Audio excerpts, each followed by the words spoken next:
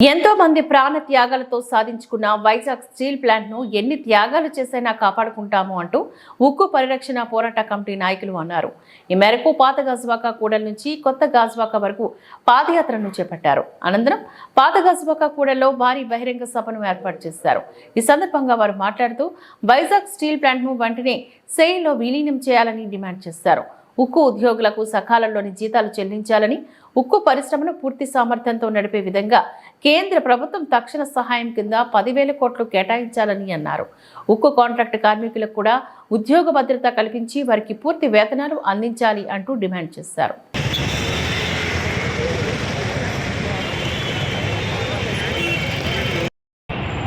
కాంగ్రెస్ అందరికీ నమస్తే. మోడీ 29 సంఘాలు కానీ పెద్ద ఎత్తున నిరసన కార్యక్రమాలు ఎన్డీఏ గవర్నమెంట్ మీద 4 కోట్లు రద్దు చేయాలని, మినిమం వేజ్ 26,000 రూపాయలు కాంట్రాక్ట్ కార్మికులకు ఇవ్వాలని, అదే కాంట్రాక్ట్ పర్మనెంట్ చేయాలని చెప్పి మన పెద్ద ఎత్తున 26వ తారీఖున దేశవ్యాప్త ఉద్యమం జరుగుతుంది. కానీ ఈ రోజు సండే కాబట్టి గట్టిగా మాట్లాడండి.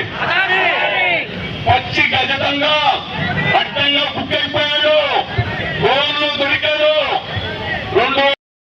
కేంద్ర ప్రభుత్వ విధానాల వల్లనే రాష్ట్ర కేంద్ర అన్ని రకాల కార్మిక వర్గం ఈరోజు తీవ్రమైనటువంటి దాడిని, ఇబ్బందులను ఎదుర్కొంటా ఉంది. దీనికి 26వ తేదీ దేశం మొత్తం జరుగుతుంది.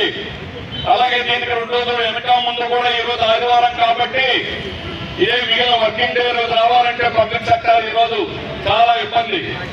అందువల్ల 26 మంగళవారం వచ్చింది కాబట్టి ఈరోజు ఇక్కడ కార్యక్రమాన్ని నిర్ణయించారు నిర్వాహకులు, వారికి ధన్యవాదాలు. 550 జిల్లాలు దేశమంతా కూడా మోడీ విధానాలకు వ్యతిరేకంగా మారుమోగబోతా ఉంది.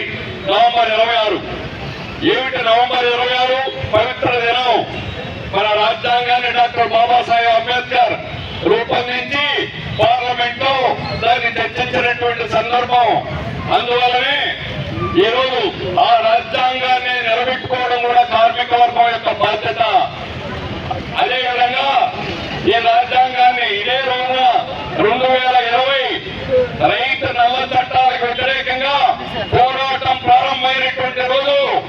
ఆ పోరాటం మోడీని మాఫ్ కీజియే, నేను తప్పు చేశానని 3 నల్ల చట్టాలు విరమించుకున్నటువంటి రోజుని కూడా ఈ సందర్భంగా గుర్తు చేస్తున్నాను.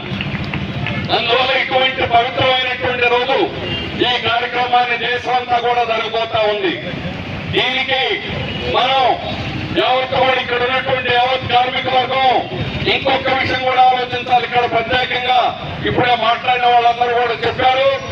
నవంబర్ 29వ తేదీన మోడీ గారు విశాఖపట్నం వస్తున్నారు.